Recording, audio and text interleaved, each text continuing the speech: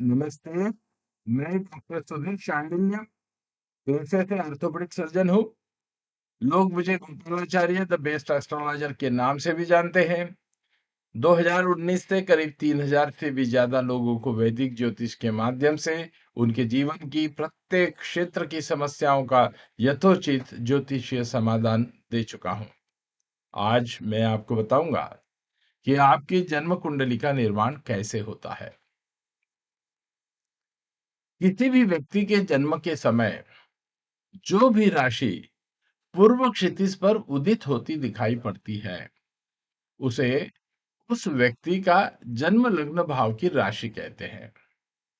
उस पूर्व के उदित बिंदु को प्रथम भाव का भाव मध्य मानकर पूर्व दिशा में उदित आकाश के पहले 15 वर्ष को प्रथम भाव का आधा उदित हिस्सा मानते हुए उससे पहले के उदित संपूर्ण आकाश को पूर्व से पश्चिम तक के 30-30 अंशों में विभाजित किया जाता है। लग्न से पूर्व 30 अंशों का उदित आकाश जातक का 12वां भाव कहलाएगा। उसके पूर्व उदित 30 अंश का 11वां भाव।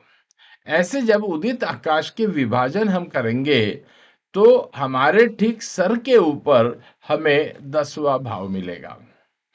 वहां से जब पश्चिम दिशा की ओर 30-30 अंशों में विभाजित करते हुए हम आगे बढ़ेंगे तो क्रमशः 9वां, 8वां एवं 7वें भाव का आधा 15 अंशों का भाग हमें नजर आएगा।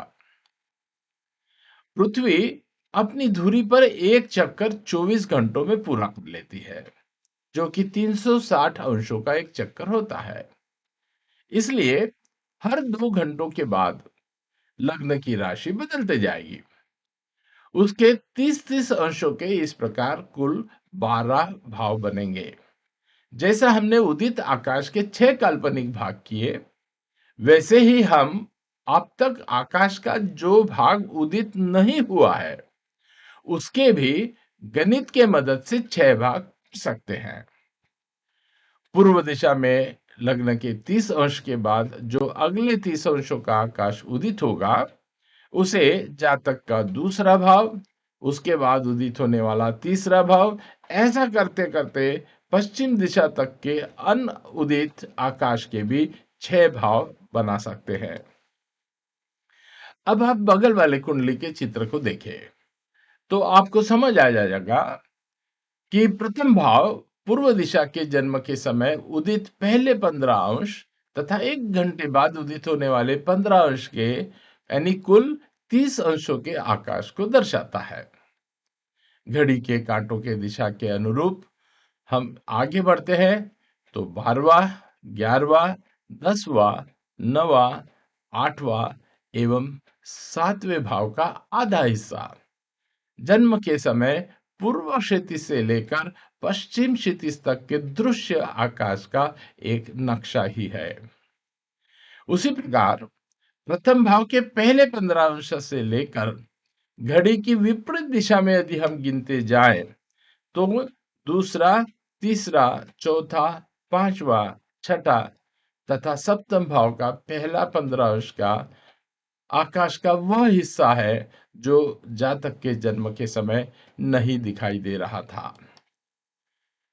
लग्न भाव में जो भी राशि उदित हो रही थी, उस राशि का अंक लिख दिया जाता है और फिर घड़ी की विपरीत दिशा में दूसरे, तीसरे, चौथे आदि भावों में राशियों के क्रमांक लिख दिए जाते हैं।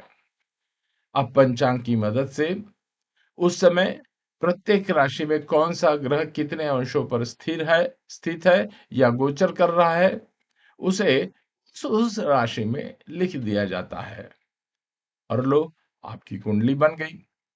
यानी एक बार हमें यह पता चल जाए कि किसी भी जातक की लग्न या प्रथम भाव में कौन सी राशि पड़ रही है, तो हमें बड़ी आसानी से यह पता चल जाएगा कि उसके अन्य भावों में कौन सी राशि स्थित है। क्यों? क्योंकि इस राशि चक्र में राशियों का एक विशिष्ट क्रम निर्धारित है। एक उदाहरण से समझते हैं। मान लो किसी जातक के जन्म के समय आकाश में पूर्वी क्षितिज पर मकर राशि उदित होती दिखाई पड़ रही है। तो हम उसके कुंडली के प्रथम भाव में, जिसे हमें लग्न भाव कहते हैं, उस खाने में हमने मकर राशि ऐसा पूरा राशि का नाम लिखने की जगह राशि का क्रमांक 10 लिख दिया है। याद रहे कि कुंडली में जहां हमने लाल बिंदी लगा रखी है, वह सदैव प्रथम भाव या लग्न भाव ही कहलाता है। यानी कुंडली में लग्न की स्थिति स्थिर रहेगी। कुंडली के 12 भाव दिखाने वाले चित्र को देखेंगे तो समझ में आ जाएगा कि घड़ी की उल्टी दिशा में घूमते हुए दूसरा, तीसरा, चौथा, पांचवा, छठवां, सातवां, आठवां, नौवां, 10वां, 11वां, 12वां भाव हम कैसे निर्धारित करते हैं। अब उसके बाद अन्य भावों की राशियों के क्रमांक हम घड़ी की विपरीत दिशा में यानी एंटी क्लॉकवाइज लिखते जाएंगे।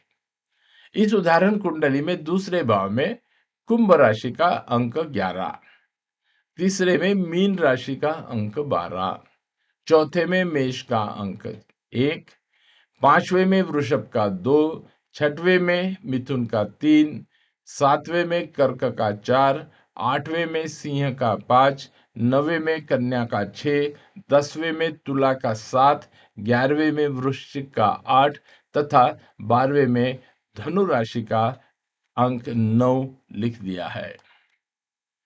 पंचांग की सहायता से अब उस दिन उस समय किस राशि में कौन सा ग्रह गोचर कर रहा था, इसकी सूची देखकर उन ग्रहों के नाम उन उन राशियों में लिख दिए गए हैं और जातक की मकर लग्न की कुंडली बन गई।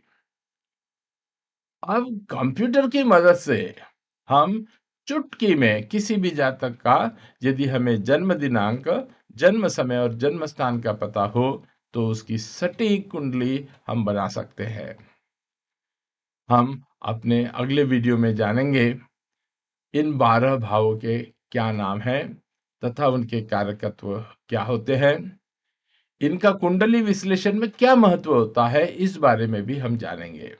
इसलिए हमारा अगला वीडियो देखना ना भूलें।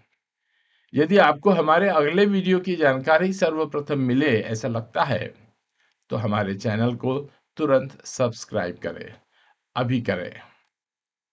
यदि आप भी अपनी कुंडली का विश्लेषण करवाना चाहते हैं, तो तुरंत संपर्क करें, व्हाट्सएप करें 7852013375 इस मोबाइल नंबर पर 7852013375 इस मोबाइल नंबर पर। कृपया केवल मैसेज करें, कॉल ना करें। धन्यवाद। मिलते हैं अगले वीडियो में। तब तक आप सभी स्वस्थ रहें, मस्त रहें और सीखते रहें। जय श्री राम।